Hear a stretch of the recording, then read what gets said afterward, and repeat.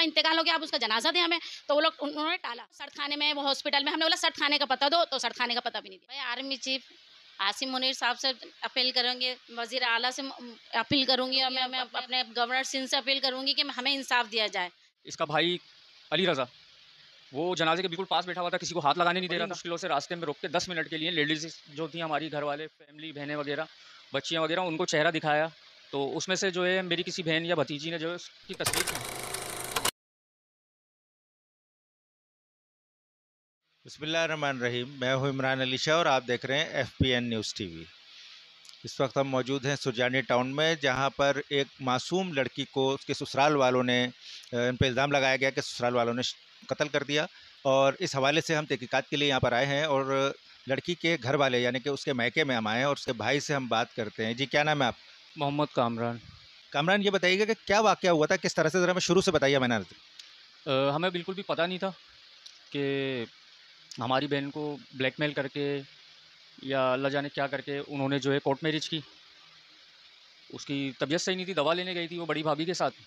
तो वहाँ से जो मेरे कज़न है, उसकी बीवी नुसरत और उनका बेटा हमज़ा जो है, उसे वहाँ से वो अपने घर ले गए और रिश्तेदारों को बताया कि भाई ये एदी हाउस के बाहर सोराब बोर्ड पे बैठी हुई थी, हम इसको घर ले आए और घर वालों ने इसको ज़ोदो कोप किया है। फिर उसके बाद उन्होंने हमारी FIR वगैरह, रिपोर्ट वगैरह करवा दी पाक कॉलोनी थाने के अंदर, और हमें जो है सरजानी थाने से भी जो है उन्होंने रिपोर्ट करवा के हमें बुलवाया कि दूसरे दिन अपनी बहन को कोर्ट लेकर आएँ। और हमें बिल्कुल भी पता नहीं था, उन्होंने पीछे से हमारी बहन का निकाह कर दिया। हमें बिल्कुल नहीं बताया उनका क्या इरादा था, नुकसान पहुंचाने का हमें जेलसी में या जो भी है। कोर्ट से हमें पता चला कि निकाह हो गया हमारी बहन का, और जज ने जो है वो हमारी बहन से पूछा कि आप क्या चाहती हैं, तो उसने कहा कि मैं अपने शोहर के साथ जाना चाहती हूँ। फरवरी के महीने में ये केस हुआ था। फरवरी 6 तारीख थी शायद, 2025। तो उसके बाद फिर वो उसे घर ले गए और 2 महीने तक हमारा कोई राब्ता नहीं हुआ, कोई खैर खबर नहीं हमें मिली। तो फिर लास्ट टाइम 26 तारीख को, अप्रैल को, हमें बड़े भाई को कॉल आई कि आपकी बहन का इंतकाल हो गया है। तो हम बड़े शौक में चले गए थे, सब घर वाले परेशान हो गए थे कि अचानक ये क्या हो गया। तबीयत भी बिल्कुल सही थी बहन की, ज़्यादा ख़राब नहीं थी। तो फिर उसके बाद हमने उनसे बात करनी चाहिए। तो अच्छा, उनको किसी किस्म की कोई बीमारी थी क्या? नहीं, कोई बीमारी नहीं थी। कोई 8, 10, 15 साल पहले एक छोटा सा थायराइड का उनका ऑपरेट हुआ था। इसके अलावा कोई बीमारी नहीं थी, नॉर्मल थी, खुशबाश हशबाश फर्स्ट क्लास थी। अच्छा, आपने ये इल्ज़ाम लगाया कि उनको कत्ल किया गया, तो आपको ये किस तरह से इंकशाफ हुआ, कैसे पता चला? बात यूँ है कि हमने उनसे कफ़न दफ़न के लिए इजाज़त लेनी चाहिए। बहनों ने कहा कि हम उसे जो है गुस्ल देना चाहते हैं, कफ़नाना चाहते हैं। तो उन्होंने टाल मटोल करके 2-2 3-3 घंटे इंतज़ार करके जब हम दोबारा फ़ोन कर रहे थे, तो उन्होंने बोला भाई हमने गुस्ल भी करवा दिया है। हमने कहा चले हमें देखने दें, हमारा मिलना मिलाना नहीं है, हम आपके यहाँ नहीं आते, नहीं जाते। वो एक तरफ, लेकिन हमारी बहन है सगी, जो हो गई उससे गलती, तो हमें देखने दें, हम जाके सट खाने का हमें बता दें, हम जाके देख लेंगे अपनी बहन को। तो उन्होंने बोला कि नहीं जी, इसका शौहर पंजाब गया हुआ है, पंजाब से आएगा तो वो इजाज़त देगा। तो इस तरह दूसरा दिन हो गया था हमें। दूसरे दिन असर के वक़्त जो है नमाज़ जनाज़ा के लिए उन्होंने हमें बुलाया।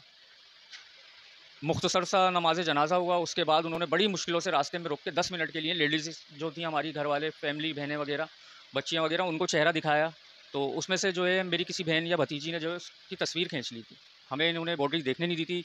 इसके भाई कुर्रम शहज़ाद ने हमें 26 अप्रैल से लेके 27 अप्रैल तक असर तक टहलाता रहा, और इसका भाई अली रज़ा वो जनाजे के बिल्कुल पास बैठा हुआ था, किसी को हाथ लगाने नहीं दे रहा था। तो जैसे-तैसे मेरी बहनों ने देखा, तो हमें तीसरे दिन बताया इन्होंने कि हमने ये तस्वीर, ये इसकी तबीयत देखी इस तरीके से कि उसकी खान से खून निकल रहा था, गर्दन पे निशान थे, चेहरे पे नील पड़े हुए थे। तो हमने उनसे पूछा कि भाई हमें पहले क्यों नहीं बताया उसी वक्त कि हम कोई कार्रवाई करते, क्योंकि करप्ट लोग हैं, इन्होंने जो है इंसानी स्मगलिंग के चक्कर में फंसे हुए हैं, बीसियाँ खाई हुई हैं लोगों की, करप्ट लोग हैं, ये रिश्ते के लिए बोलते रहे पंजाब के अंदर, लेकिन हम ज़ाहिर सी बात है अपनी बहन को किसी करप्ट इंसान को नहीं देना चाहते थे। हमारी ये लड़ाई थी बस उनसे। तो बराए मेहरबानी हमें इंसाफ की सख्त ज़रूरत है। थाना भी हमारे साथ कोई कोऑपरेट नहीं कर रहा है। उसकी कोई FIR कटाई या अदालत से रुजू किया आपने? सर, हमने जिस अदालत ने उसको, मेरी बहन को, उनको सौंपा था, तो हमने उनसे रिक्वेस्ट भी की थी कि देखें ऐसा ना करें, जैसे मार देंगे, करप्ट लोग हैं। तो हमने उसी अदालत में फिर रिक्वेस्ट की है ज़मीर हुसैन नकवी साहब से कि अब आप हमें जवाब दें। हमने आपसे रिक्वेस्ट की थी कि नहीं भेजें, लेकिन अब हमें जवाब दें या फिर हमें ऑर्डर दें उसकी कब्र खुशाई का, ताकि हम पोस्टमार्टम जल्द से जल्द करवाएँ और जो निशानात और जो तकलीफ़ें उसने उठाई हैं उसके बारे में पता चल सके। इस बारे में, इस हिसाब से वो हमें कोऑपरेट नहीं कर रहे। वो कह रहे हैं वकील को कि हमें सैटिस्फाई करें। तो हम बार-बार कोर्ट जा रहे हैं और कोशिश कर रहे हैं कि किसी तरीके से जो है। मैं हिना की बड़ी बहन हूँ। क्या नाम है आपका? रानी साहब।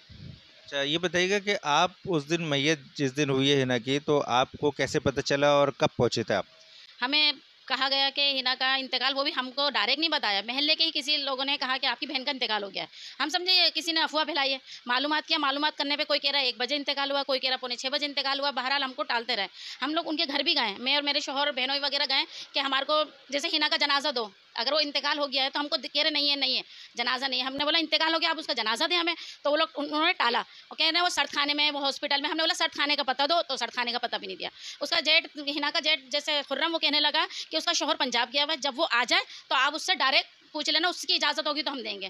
तो हमने चलो फिर भी टाल दिया, भाइयों से भी कहा कि सुबह तक ये सिलसिला रहा, जैसे लोग बाहर उनके महल्ले में बाहर ही रहे हमारे शौहर वगैरह कि आप जनाजा दे दें, सर्द खाने का पता दे दें, कोई भी पता नहीं। हमने कहा चलो हम बहन हैं, हमारे को कम से कम गुस्ल की इजाज़त तो दो, हमारी बहन है। तो उनसे बोला गुस्ल की इजाज़त भी तब देंगे जब उसका शौहर इजाज़त देगा। फिर कहा कि चलो हम तुम्हें गुस्ल की इजाज़त दे देंगे। हम 1 बजे तक इंतजार कर रहे आपके अब भी गुस्ल की इजाज़त दें दूसरे दिन, लेकिन गुस्ल की इजाज़त हमें नहीं दी। खामोशी से उसको कफन वगैरह कर दिया। फिर हमने बोला हम गुस्ल के लिए जाना चाहते हैं, सर्द खाने का पता तो नहीं दिया, खुद ही गुस्ल करा दिया, खुद ही मैयत तैयार कर दी। आप किससे अपील करेंगे? भाई आर्मी चीफ आसिम मुनीर साहब से अपील करेंगे, वज़ीर आला से अपील करूंगी, और मैं अपने गवर्नर सिंध से अपील करूंगी कि हमें इंसाफ दिया जाए।